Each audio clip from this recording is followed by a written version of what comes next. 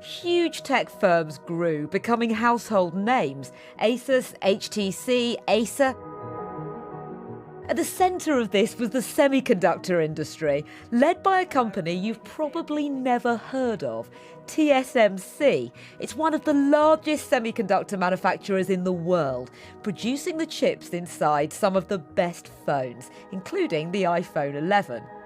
It is most likely if you have a smartphone, you have something made by TSMC. And these chips were only made possible thanks to the discovery of semiconductors. Why is semiconductor important or interesting? Because it changes your life.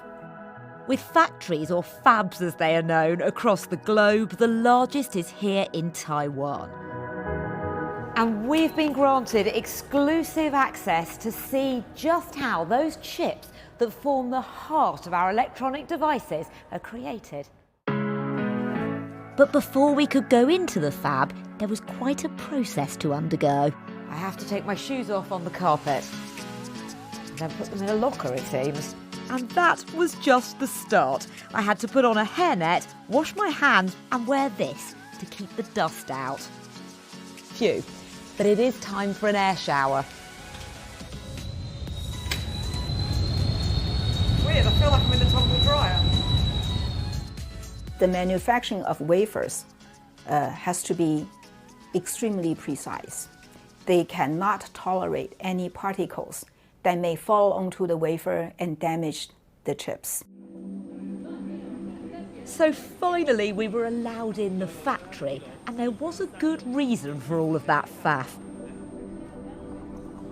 The speed of these chips relies on how many transistors you can cram into a tiny space. And when I say tiny, I'm talking nanometers. So even specks of dust would matter. I don't really know how to describe how fine that 5 nanometer or 7 nanometer is. But I think people very often say, if you look at 28 nanometer, it was like 1,000th of the diameter of a human hair.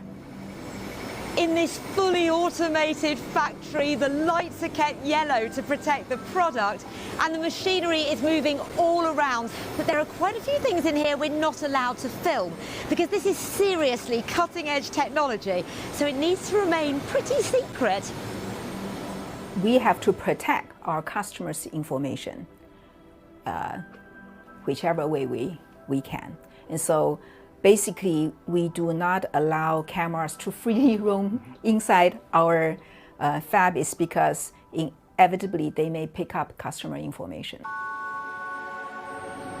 Between all the automated devices in this facility, they travel 400,000 kilometres a day.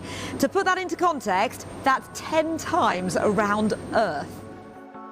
All of this is about the concept of keeping up with Moore's law, as predicted by Intel engineer Gordon Moore in the 60s. It refers to the doubling of transistors on a chip every 2 years, whilst the cost is halved.